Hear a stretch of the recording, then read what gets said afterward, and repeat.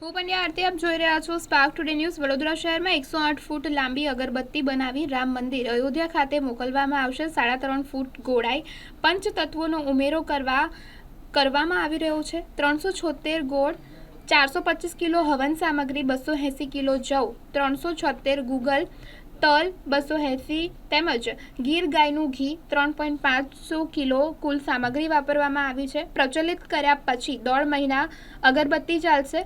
અગરબત્તી અયોધ્યા ખાતે મોકલવામાં આવે ત્યારે મુખ્યમંત્રી પણ ઉપસ્થિત થાય તેવી પણ પ્રયાસો કરવામાં આવી રહ્યા છે।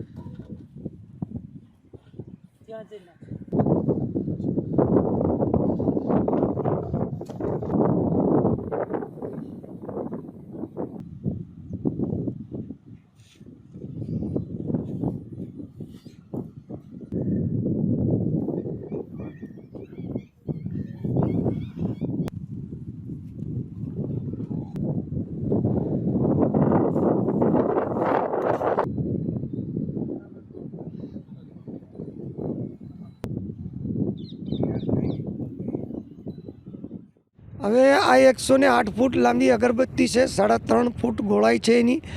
આપ 108 ફૂટ અગરબત્તી માનો કે પછી 108 કુંડી યજ્ઞ માનો, બરાબર છે। કારણ કે જેટલી હવન સામગ્રી આમાં વાપરવામાં આવે છે એ બધી જ વાપરી છે।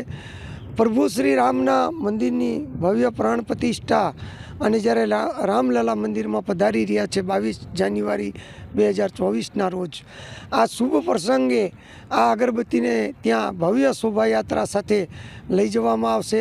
ત્યાં પ્રભુ રામને અર્પિત કરી અને આ અગરબત્તી પ્રજ્વલિત કરવામાં આવશે। કેટલો સમય લાગ્યો, કેટલી સામગ્રી? આ અગરબત્તીને બનાવવા માટે કમસે કમ 6 મહિના જેટલો સમય લાગ્યો છે અને આ અગરબત્તીની અંદર 376 કિલો ખોપરાનું છીણ વાપરવામાં આવ્યું છે, 376 કિલો ગુગળ વાપરવામાં આવ્યો છે, 280 કિલો જવ વાપર્યા છે, 280 કિલો તલ વાપર્યા છે, 425 કિલો હવન સામગ્રી વાપરવામાં આવી છે અને 191 કિલો ગીર ગાયનું ઘી વાપરવામાં આવ્યું છે અને 1475 કિલો ગીર ગાયના છાણનો પાવડરનો પ્રયોગ કરવામાં આવ્યો છે। આ તમામ સામગ્રી વાપરી અને 3,500 કિલો આનું આશરે આખું વજન છે। આ અગરબત્તીને ભવ્ય શોભાયાત્રા સાથે એક રથની અંદર બિરાજમાન કરી અને ગુજરાતથી અયોધ્યા લઈ જવામાં આવશે। ત્યાં પ્રભુ રામને અર્પિત કરી અને પ્રજ્વલિત કરવામાં આવશે। અત્યારે તમામ પરમિશનો મળી ગઈ છે। હવે સીએમ સાહેબનો જે પ્રોગ્રામ છે કરવાનો, એના માટે રંજનબેન ભટ્ટ વાટાઘાટો કરી રહ્યા છે। ટૂંક સમયમાં આ બધું નક્કી થઈ જશે। વડોદરામાં એક ભવ્યથી અતિભવ્ય પ્રોગ્રામ કરવામાં આવશે અને ત્યારબાદ મુખ્યમંત્રી શ્રીના હસ્તે પ્રસ્થાન કરાવી અને આ અગરબત્તીને અયોધ્યા લઈ જવામાં આવશે। આપનું નામ? વિહાભાઈ ભરવાડ।